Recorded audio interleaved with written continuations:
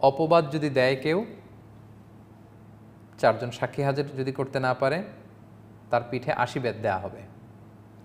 তো রাসূলুল্লাহ সাল্লাল্লাহু আলাইহি সাল্লামের সময়কালে এক সাহাবী, ওনার নাম হচ্ছে হেলাল ইবনে উমাইয়া, উনি একবার দেখলেন যে ওনার স্ত্রীর সাথে আরেকজন পরপুরুষ ব্যভিচার করছে।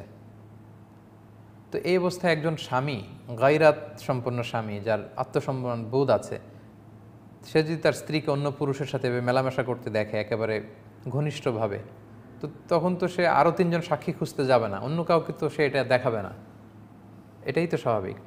তিনি অত্যন্ত মর্মাহত হলেন, রাসূল সাল্লাল্লাহু আলাইহি ওয়াসাল্লামের কাছে যেয়ে বললেন, ইয়া রাসূলুল্লাহ, আশেপাশে অনেক সাহাবারাও ছিল, ইয়া রাসূলুল্লাহ, আমি আমার স্ত্রীকে দেখেছি আরেক পুরুষের সাথে ব্যভিচার করতে, আপনি এটার বিচার করেন।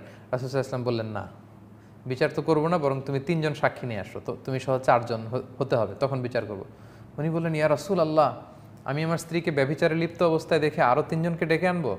রাসূল সাল্লাল্লাহু আলাইহি ওয়াসাল্লাম বললেন, আমার তো কিছু করার নেই হেলাল, কারণ আল্লাহ তাআলা আয়াত তাই নাজিল করেছেন, আল বাইগিনা, হয় উইটনেস আনবে, দলিল আনবে, ওয়া ইল্লা হাদ্দুন ফি যাহরিক, অথবা তোমার পিঠে 80 বেত দেওয়া হবে। তার স্ত্রীকে জিজ্ঞেস করা হলো, তুমি কি করেছো? সে বলল, না, আমি করিনি। রাসূল সাল্লাল্লাহু আলাইহি ওয়াসাল্লাম বললেন, আল বাইগিনা ওয়া ইল্লা হাদ্দুন ফি যাহরিক, হয় দলিল, নয় তোমাকে 80 বেত। তিনি কেঁদে কেঁদে বললেন, ইয়া রাসূলুল্লাহ, এটা জেনে রাখেন, আমি আল্লাহর কসম করে বলছি, আমি সত্যবাদী, আমি সত্য বলছি, এবং এই 80 বেত আমার পিঠে দেওয়া লাগবে না, এর আগেই নিশ্চয়ই আল্লাহ তাআলা আমাকে বাঁচাবেন। সুবহানাল্লাহি ওয়া বিহামদিহি। এরপর পরে আল্লাহ তাআলা লিআনের আয়াত নাজিল করলেন। আল্লাহ তাআলা তিনি লিআনের আয়াত নাজিল করে দিলেন। লিআন হচ্ছে শুধু স্বামী স্ত্রীর সাথে সম্পৃক্ত। স্ত্রী যদি দেখে স্বামী অপকর্ম করছে, স্বামী যদি দেখে স্ত্রী অপকর্ম করছে, তারা তো আর অন্য সাক্ষী নিয়ে সেগুলো দেখাবে না, এটা তো লজ্জাকর বিষয়।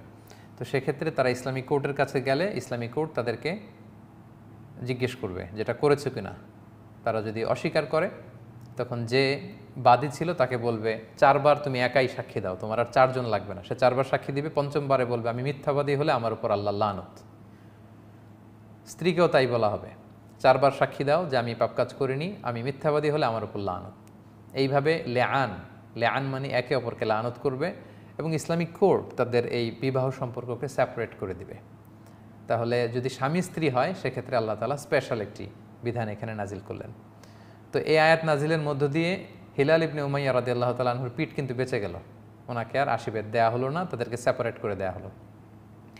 এবং এই মহিলা গর্ভবতী ছিল। রাসূল সাল্লাল্লাহু আলাইহি ওয়াসাল্লাম বললেন, দেখো তো এই বাচ্চা যদি এমন হয় তাহলে এটা হেলালের, না হলে অন্য কারো। দেখা গেল যে না, রাসূল সাল্লাল্লাহু আলাইহি ওয়াসাল্লাম যেই সিম্বল বলেছেন তাতে করে বোঝা যাচ্ছে যে এটা হেলাল রাদিয়াল্লাহু তাআলা আনহার বাচ্চা ছিল না, নারী আসলেই ব্যভিচারিণী ছিল। রাসূল সাল্লাল্লাহু আলাইহি ওয়াসাল্লাম বললেন যে যদি কোরআনের আয়াত নাজিল না হতো তাহলে সত্যি আমি খুব মর্মন্তুদ শাস্তি এই নারীকে দিতাম। এই ব্যাপারগুলো খুব চমৎকারভাবে কয়েকটি আয়াতে আল্লাহ তাআলা বলছেন।